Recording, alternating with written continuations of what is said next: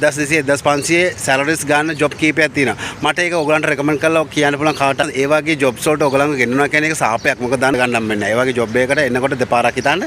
මේ තමයි මම මේ කතා කරේ ඇත්ත. පොළවේ පය ගාලා ඉන්න තත්ත්වය අනුව ඇත්ත තත්ත්වය කතා කරේ ඔයාට ඩුබයි ගැන සිංහලෙන්ම කතා කරන්න මම සංගීත. ඩුබයි ජොබ් එක සැලරි එක කීයක් ගෙවනවද? ඩුබයි ජොබ් එක සැලරි එක කීයක් ගෙවනවද? ඔයා දැනගන්න කැමති නේද? ඔයා තාම දන්නේ නැද්ද ඩුබයි ජොබ් එක සැලරි කීයක් ගෙවනවද කියලා?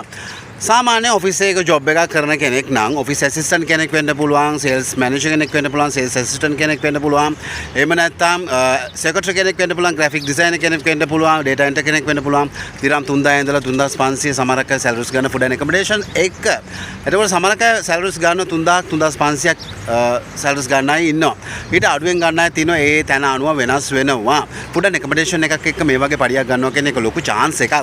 අනිත් කාරණාව තමයි සමහරක් අය ඉන්නවා හොටෙල්ස් වල වැඩ කරන අය. හොටෙල්ස් වල වැඩ කරන අය හිතාගෙන ඉන්නවා නේද ලොකු පඩියක් ගන්නවා කියලා. ඔව් අනිවාර්යයෙන්ම හොටෙල් එක අනුව හොටෙල් එකේ තියෙන තත්ත්වය අනුව ලොකු පඩියක් ගන්නවා. සමහරක් අය ඉන්නවා ස්ටුඩන්ට් කෙනෙක් ගත්තම 1300 1400 පටන් ගන්නවා. ඒ කියන්නේ වේටර් කෙනෙක් ගත්තම 1400 පටන් ගන්නවා. මේ ෆුඩ් ඇන්ඩ් ඇකොමඩේෂන් සම්බෙල මේ වගේ පඩියක් අරගෙන ඉස්සරහට යනවා කියන්නේ ඒක ලොකු දෙයක්. මොකද දන්න සමහරක් අය පඩියක් ගන්න නැහැ. මේ අයට ටිප්ස් ආලි සර්විස් චාර්ජ් අමින්න සමහරක් අයට පඩිය අමතකත් වෙනවා.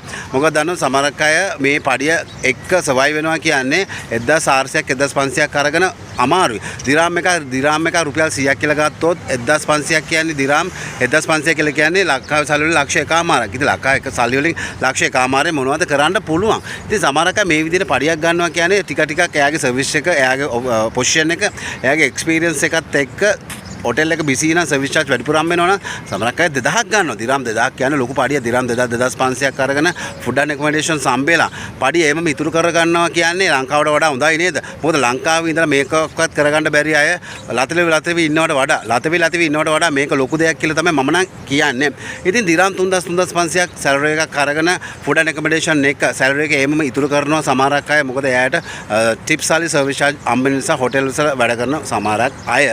ඉතින් ඕක තමයි ඒ හොටෙල්ස් වල ස්ටුඩන්ට් කෙනෙක් එහෙම නැත්නම් වේටර් කෙනෙක්ගේ තත්ත්වය. එහෙම නැත්නම් බාර්ටෙන්ඩර් කෙනෙක් දිරම් 3000 3500 සැලරි එකක් ගන්න සමහරක් අය 4000ක් ගන්නවා. ඒකට මැනේජර් කෙනෙක් හොටෙල් එකක දිරම් 4000 5000ක් ගන්න අය ඉන්නවා. පොසිෂන් එක එක්ස්පීරියන්ස් අනුව ඒක වෙනස් වෙනවා. ඒකට සමහරක් අය 7000 8000 ගන්න අයත් ඉන්නවා. චෙක් කෙනෙක් වෙන්න පුළුවන්. චෙක් කෙනෙක් දිරම් 7000 8000 ගන්නවා. එයාගේ පොසිෂන් එක, එයාගේ එක්ස්පීරියන්ස් එක අනුව ඒක වෙනස් වෙනවා. මේ විදිහට සැලරි ස්කේල් එක මම දල වශයෙන් කිව්වාට යම් කිසි දෙයක් දැනගන්න ඕනේ නිසා මේ විදිහට ඉස්සරහට ගියාම මැනේජර් කෙනෙක් වෙන්න පුළුවන්. টপ ලෙවල් එකේ මැනේජර් කෙනෙක් වෙන්න පුළුවන්. දිරම් 10000 15000 පඩි ගන්න අය ඉන්නවා. සැලරිස් ගන්න අය ඉන්නවා. ඊට පස්සේ ඩ්‍රයිවර් කෙනෙක් ගත්තම දිරම් 3000 ඉඳලා සැලරිස් ගන්නවා. ගෙවල් වල වැඩ කරන උගක් අය ඉන්නවා. එතකොට දිරම් 3000ක් අරගෙන එක ෆුඩ් ඇන්ඩ් ඇකොමඩේෂන් හම්බුනවා කියන්නේ ඒක මාරම වටිනව නේද? මොකද පඩිසල්ලි එමම ඉතුරු කරගන්න පුළුවන් මාරම වටිනවා. මොකද දිරම් 3000 3500 සැලරි එකක් ගන්නවා කියන්නේ ඩ්‍රයිවර් කෙනෙක් නම්. ඉතින් මේ ස්කේල් එකත් එක්ක සැලරි ස්කේල් එකත් එක්ක ඉස්සරහට ගියොත් සමහරක් අය ජොබ් එකක් හම්බ වෙනවා.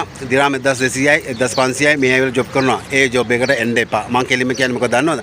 ලංකාවේ ඉඳලා ගොවිතැනක් කරගන්න ඉන්න එක ඊට වඩා වටිනවා. මේ ඇවිල්ලා දිරම් 1200ක් 1500ක් අරගෙන ඔයාට කැම්බීම කාලා ඔක්කොම කරගත්තට පස්සේ ලංකාව රුපියල් 50000ක් විතර යවුවට පස්සේ ඒ කිසිම වැඩක් නැහැ. ඒ නිසා අනිවාර්යයෙන්ම පොළවේ පය ගාලා අනිවාර්යයෙන්ම මම මේ කතා කරන්නේ පොළවේ පය ගාලා මේ ඇත්ත තත්ත්වය. මොකද සමහරක් අය ආරෙන් ජොබ් වෙනවා, මේන් ජොබ් වෙනවා, අර කරනවා මේ කරනවා කියලා ඔයාට 1200 1500 පඩියකට ඔයාට මේ ඇවිල්ලා ඔයාට නිකන් අතර දුන්න ගමන්ම කටේ දා ගන්න එපා. ඒ වගේ ජොබ් වලට එන්න එපා.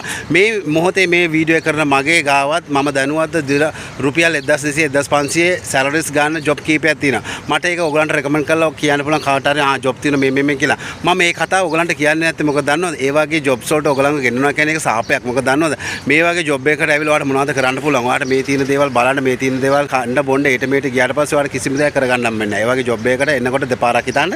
මේ තමයි මම මේ කතා කරේ ඇත්ත. පොළවේ පය ගාලා ඉන්න තත්ත්වය අනුව ඇත්ත තත්ත්වය කතා කරේ ඔයාට දැනගන්න. අනිවාර්යයෙන් මේක වටිනවා කියලා හිතෙනවා නම් ෂෙයා කරලා ලයික් කරන්න. ඔයා ඩුබයි ජොබ් ගැන යම් කිසි දෙයක් දැනගත්තද? ඔයා දැන් ඩුබයි ඉන්න කෙනෙක්. නෝ කීයක් පඩිය ගන්නවද? කමෙන්ට් කරගෙන යන්න. ඔයාට තවත් මොනවද ඩුබයි ගැන දැනගන්න කැමතිද? ඩුබයි ගැන සිංහලෙන්ම කතා කරන්න මම සංගීත.